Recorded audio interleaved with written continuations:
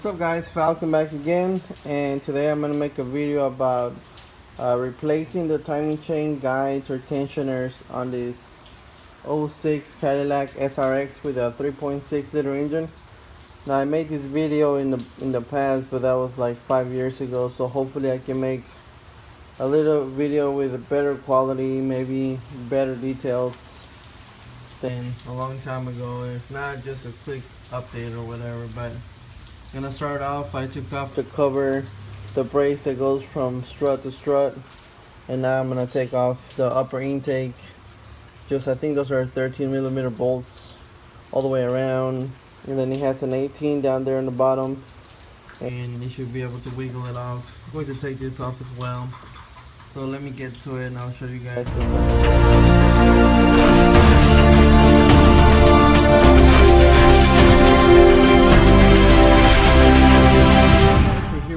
Took out the intake hose here, remove all the upper intake bolts, which are all 13mm. What else? Basically took this 10mm off so I can get this bracket out of the way. Gonna have another bracket down there.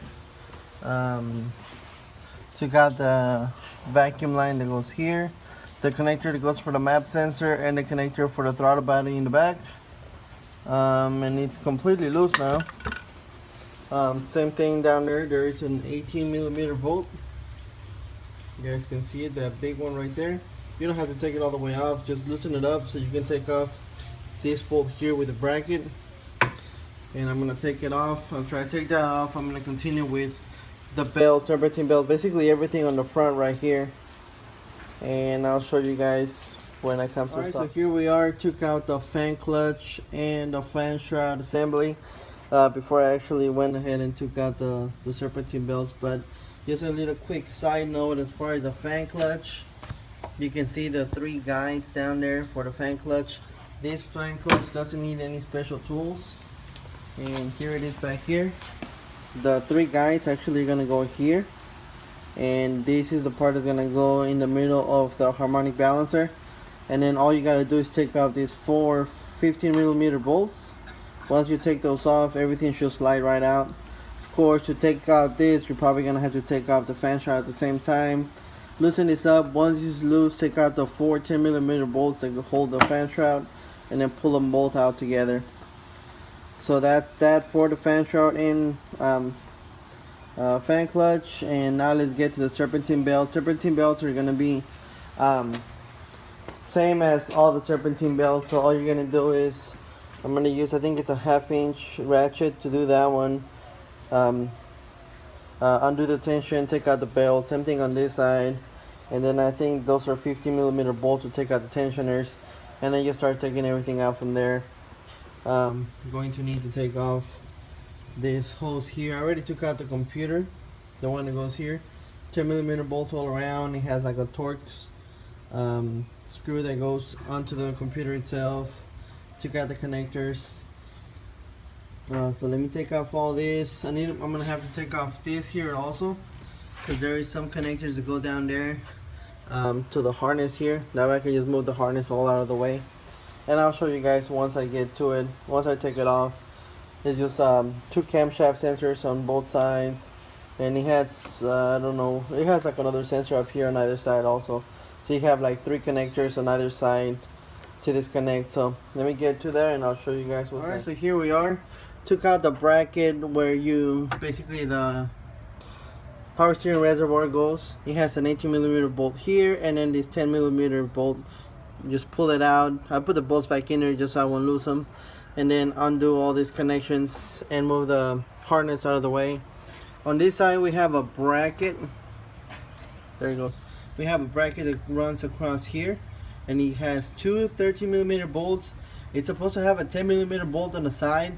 Looks like somebody's been here before, because the one over there was non-existent. So I didn't have to take that one off, just those 2 out. Honestly, when I start doing this kind of jobs and I see somebody's been here before, it frustrates me, or it's scary, because either I don't know if what they did already, they did it wrong and I have to fix their mistakes, or they were here already and they decided not to do the guides or chains or something like that. So I'll see, you know, as far as I go in there, because I can also tell, you know, the water pump was redone also. Maybe that's all it was and they decided to take all this out, but I guess we'll see as we go in there. I did also take out the two tensioners, like I said, 1/2 inch ratchet, pulled it out, and I believe it was 15 on the middle. So that's it for now. Right now I'm just cleaning out all the surfaces with brake cleaner. I hate seeing them full of grease, so I'm gonna clean them out. I got my drip pan down there, so clean it all out. And next I'm gonna take this off, and I have to take this one, which is gonna be, I think that's a 10mm bolt there. Holding it should be those two 10mm bolts right here. Should pull this thing out, take this hose off. And I guess it's time for me to go check if I bought that seal. I got a bunch of parts laid on in that box over there, so hopefully I don't run into any issues where I got something I don't need, or I don't have something I need. So let's check this out and I'll come back on the next step. Alright guys, so here we are. I took off the power steering pulley, and you gotta use a special puller for that. You can use the rental tool from O'Reilly's or Advance or AutoZone or something. So the power steering pump you do not have to remove, I don't think. I think there should be enough room here just to undo the bolts around and to take out the timing cover. So power steering pump could stay there. The air compressor could stay there as well. As far as on this side, we need to remove the alternator, so we can remove this bracket here. As far as the alternator, we have three 15mm bolts. We have one up here and two on the bottom, and then we're gonna have the connector on the back of the alternator, and then the positive connector, I believe that's a 13 on the back. But once I take the alternator off, then I'm gonna take off this bracket here, and that bracket, I believe it's only 3 bolts as well.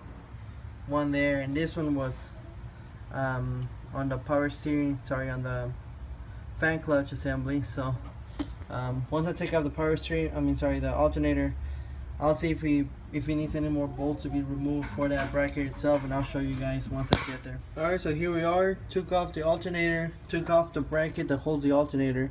As far as that bracket, it only has those two 15mm bolts on the front, and it has a 13mm bolt in the back. It also has, or it's supposed to have, a 10mm bolt with this little bracket, the hose holding it to the actual bracket itself, but that one was MIA, so looks like whoever was here before didn't put it back on. So 2 15s on the front and 1 13 on the side. Should be able to pull out that bracket right there, and took out this upper radiator hose housing, just two 10mm bolts, pulled it straight out. My next steps are gonna be take out the valve covers, just because whenever you put it in time and everything, you're gonna have to be able to see the guides here and then get through these bolts here. So I'm gonna take off both of the valve covers and the harmonic balancer. So those are the next steps. As far as taking out the valve covers, it has 10mm bolts all around. You're gonna have to take off the coils, same thing, 10mm bolts, and then just move all the harness out of the way, both sides, and take out the valve covers. So that's it for now, and I'll give you guys an update after I'm through with it. Here we go, valve covers are off. I did have to take off the lower intake because the valve cover on this side, where the upper intake sits with the lower intake, it doesn't give you any room to pull out the valve cover. So don't damage the valve cover, just take off that lower intake, and it's just two 15mm bolts, I believe. So took out the harmonic balancer. That one you need a special puller also, and it's like a Y style puller. Basically you put the 3 bolts and then the middle bolt pushes it out. And now to take off the timing chain cover, you use a 13mm socket. You basically go all the way around all the 13mm bolts, take them all out, and then around the water pump you got 5 that you need to take off. Don't worry about this. I think these are 10mm, so you'll do this one. Should be 5 of them. 1, 2, should be 1 down there, 3, 4, and this one. And then after all that is done, then you should be able just to pull like pry bar or screwdriver around the corners to start prying it out, and then pull the whole thing together. Also, if you think you can take the whole timing cover without removing the timing actuators, these ones right here, these ones, they go all the way through the back. So if you can pull it straight, if not, go ahead and remove them, that way you don't damage them. 10mm bolt here, and then you have 2 more on that side. But that's pretty much it on the timing cover. Let's pull this sucker out and see what's inside. Alright, so here we go. Timing cover is off. Did just what I said I was gonna do. All the 13mm bolts, took out all of them. There's 5 around the water pump, and there's all the ones that go around the timing cover. And here it is. Now I already found the issue. Basically what this one was doing was it had a timing chain rattle non-stop. It would go away after maybe a minute or 2 of the car being on, but on this particular one, that's the issue right there. You can see the timing guide here broke off, and you can see it's kind of hanging right here on the bottom. This should be snug with the metal piece here, and then right here there's a part missing. You can also see the wear on the actual metal itself right there. So it looks like we have a bad tensioner here, so we're gonna replace this, and probably go ahead and replace all the guides and chains since we're already here. But that's what the issue was on this one. If you are gonna do the whole job, I'll pull out the timing guides right now so you guys can see them if you are gonna go ahead and do the whole thing. But that's basically what it takes. I'm gonna clean off everything right now. I don't like seeing it like that, so I'm gonna take it all off, clean it all out, and then work my way back. Make sure you guys replace the gasket that goes here, the gasket that goes here, the O-ring that goes here. And yep, that's it. So I'll get you guys the guides and marks and everything, that way you guys can see it. Just wanted to show you guys the timing marks real quick. This is the right side head, and if you look at it, you can see the R right there, and you see the little triangle right there, so that's the right side mark, and you can see the right side chain with that mark right there. On this other side, there's the R, there is the triangle. Let's wait for this thing to focus. There it goes, and there is the other mark up there. So this side, that's basically the timing marks. Here are the marks on the left side head. It says L right there, and you see the little circle right there, and then you see the mark right there up there. And then on the other one, get this out of the way, but there it is. You see the L, and you see the other mark. As far as putting everything in time, you're just gonna have to take it one at a time.